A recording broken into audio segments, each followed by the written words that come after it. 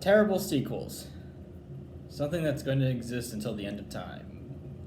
There are some sequels that are so bad that we just can't help but loving them. And then there are the ones that are just so bad, like, they get you just angry inside. Like, they just make you want to just, like, hate this, rip it, piece by piece. Let's just, like, shred it. And tonight I had to experience that. Yep, I forced myself to watch the follow-up to John Landis's An American Werewolf in London, 1997's An American Werewolf in Paris. Okay. This movie only gets 1 point. It's a 1 out of 10 movie. So, what does it get the point for? Julie Delpy. I mean, like, she tries, and she's still able to get, like, a decent performance, even though not all of our line deliveries, land.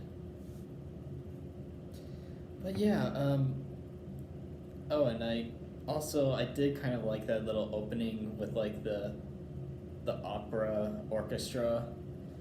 I thought that was kind of cool. But yeah, everything about this just sucks. Like,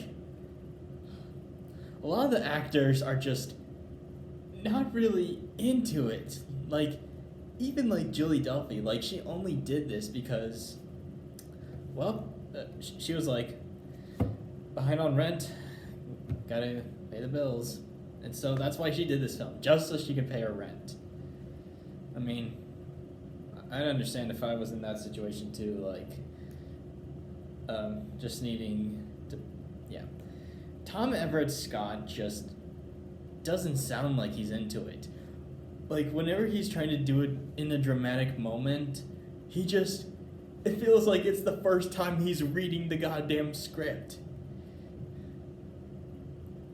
Plus, the only reason he wanted to do this was because it was his first time going outside the U.S. But at least he was able to go to, like, a pretty-looking place like Paris or France. I mean, I'd want to go there sometime. It looks magnificent. But yeah, everyone else just is, like, it's...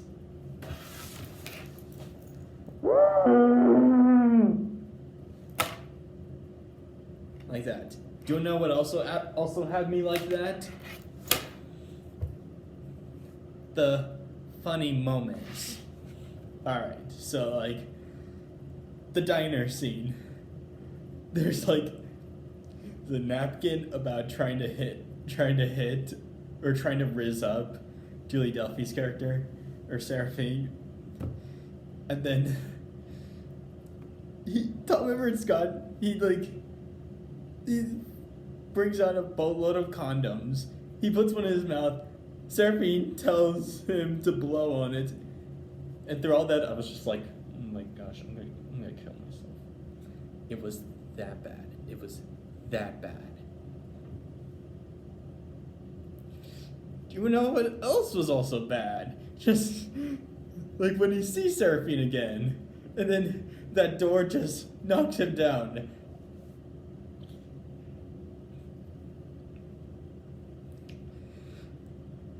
The things a movie can do to a human being. I don't know. I don't know. I don't know anymore. What, is this real life? Or is this just a fantasy? Did I get caught up in a landslide and that there's no escape from reality? I don't know. I just did that. But that's not the most damning thing about this movie. The CGI is, like, the worst I've seen in any motion picture ever. Who thought that looked good? I want to know what executive who saw this and thought, oh yeah, we're approving that. You shouldn't approve it. It looks awful. It looks like shit. Oh my god. This movie is breaking me. Even more so than other stuff, like Kangaroo Jack, Super Mario Brothers, or Scooby-Doo and the Goblin King.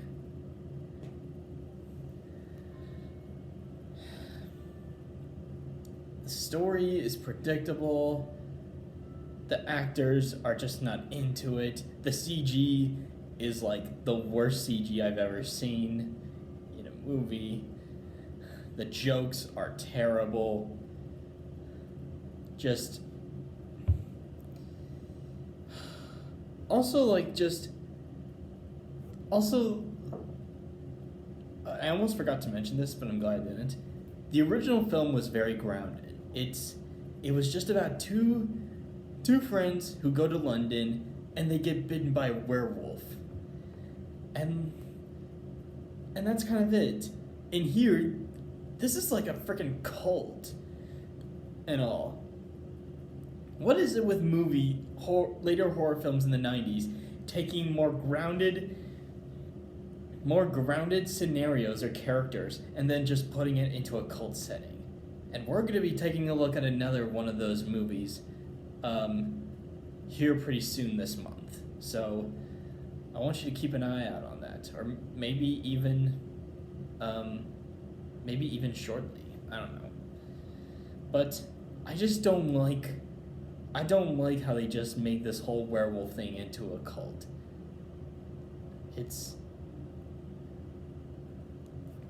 You know what? I'm done.